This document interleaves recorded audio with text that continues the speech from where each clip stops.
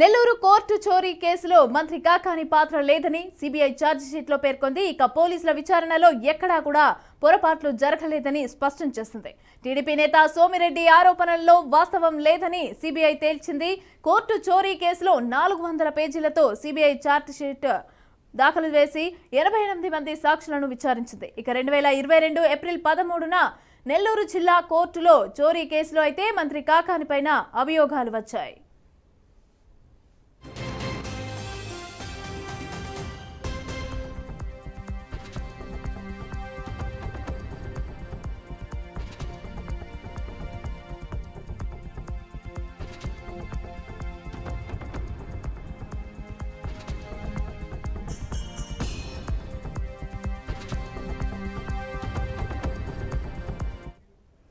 Nellore court చోరీ కేసులో మంత్రి కాకాని పాత్ర లేదని సిబిఐ ఛార్జిషీట్లో అయితే పేర్కొంది.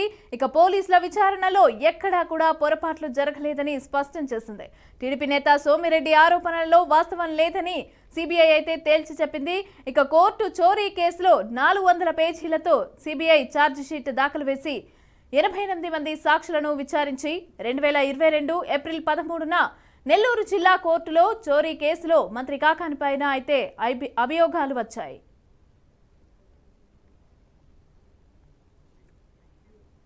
రెడ్డిగా ఈ అంశానికి సంబంధించి పూర్తి డీటెయిల్స్ మా ప్రతినిధి మురళీకృష్ణ అందిస్తారు. మురళీకృష్ణ, ఈ కాకానికి సంబంధించిన కేసుకు సంబంధించి ఏ విధంగా చూడొచ్చు అంటారు? మొత్తానికి కాకాని గోవర్ధన్ రెడ్డికి అయితే క్లీన్ చిట్ లభించినటువంటి పరిస్థితి అయితే కనిపిస్తుంది. నెల్లూరు జిల్లాకి సంబంధించినటువంటి కోర్టులో చోరీ కేసులో కీలక మరుపు కూడా చోటు చేసుకున్నటువంటి పరిస్థితి కనిపిస్తుంది. ఏదైతే కాకాని గోవర్ధన్ రెడ్డి మంత్రిగా బాధ్యతలు తీసుకున్నటువంటి అతి కొద్ది రోజుల్లోనే నెల్లూరు జిల్లాలోని కోర్టు ప్రాంగణంలో కూడా కొన్ని కాగితాలు, ఒక బ్యాగ్ కూడా మిస్ అయినటువంటి పరిస్థితి తెలిసిందే.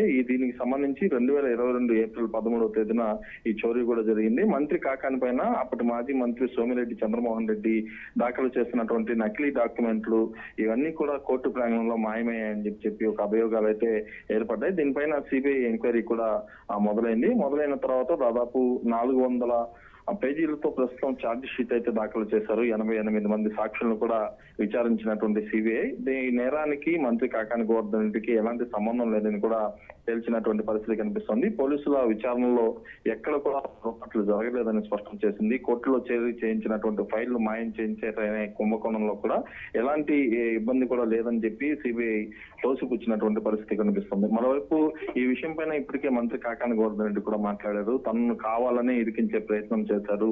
ఎట్టి పరిస్థితుల్లో కూడా సోమిరెడ్డి చంద్రమోహన్ రెడ్డి కావచ్చు, చంద్రబాబు, లోకేష్ కావచ్చు, వీళ్ళంతా కూడా పూర్తి స్థాయిలో తనను ఇబ్బంది పెట్టే ప్రయత్నం అయితే చేశారు. తాను పూర్తిగా కూడా క్లీన్ చిట్ గా బయటకు రావడం సంతోషాన్ని ఇస్తుందని చెప్పి కూడా అటు మంత్రి కాకాని గోవర్ధన్ రెడ్డి వెల్లడించినటువంటి పరిస్థితి ఉంది. అయితే ఈ ఘటనలో గతంలో అంటే 2022లో చోటు చేసుకున్నటువంటి ఘటనలో ఈ కొంతమంది ఏదైతే ఒక 2 వ్యక్తులు కూడా అటు అదే ప్రాంగణంలో పరిగెత్తుతుండగా కుక్కలు వెంటపడి తరుముకోవడంతో కోర్టు ప్రాంగణంలోకి వెళ్లి కోర్టు గదిలో ఉన్నటువంటి బ్యాగును, ఆ బ్యాగ్ లో ఉన్నటువంటి పత్రాలతో సహా అక్కడి నుంచి వెళ్లిపోయారని చెప్పి పోలీసులు విచారణలో అప్పట్లో తేల్చారు. ఈ విచారణని ఇది చేస్తూ ఎవరైతే సోమిరెడ్డి చంద్రమోహన్ రెడ్డి దాఖలు చేసినటువంటి పిటిషన్ తో సిబిఐకి ఈ కేసును కూడా అప్పచెప్పారు. ఈ కేసు మొత్తం కూడా ఇప్పటి వరకు నడిచింది. ఈ కేసులో నెల్లూరుకి ఎవరైతే సిబిఐ బృందాలు 2-3 సార్లు కూడా వచ్చి వివిధ ప్రాంతాల్లో కూడా తనిఖీలు చేశారు. దీంతో పాటు జిల్లా పోలీసులు ఎవరైతే ఎస్పీ అప్పట్లో ఉన్నటువంటి ఎస్పీని కావచ్చు, విజయరావుని కావచ్చు, అదేవిధంగా జిల్లాకి సంబంధించినటువంటి కీలక నేతల్ని కావచ్చు, అధికారులను కావచ్చు విచారించిన తర్వాత 88 మంది సాక్షులను విచారించి ఈ కేసులో ఇటు మంత్రి కాకాని గోవర్ధన్ రెడ్డికి ఎలాంటి సంబంధం లేదని చెప్పి క్లీన్ చిట్ ఇవ్వడంతో ఇటు సర్వేపల్లి నియోజకవర్గానికి సంబంధించినటువంటి వైసీపీ శ్రేణులు మాత్రం సంతోషం వ్యక్తం చేస్తున్న పరిస్థితి అయితే ప్రస్తుతం కనిపిస్తుంది. మమతా. Right, thank you.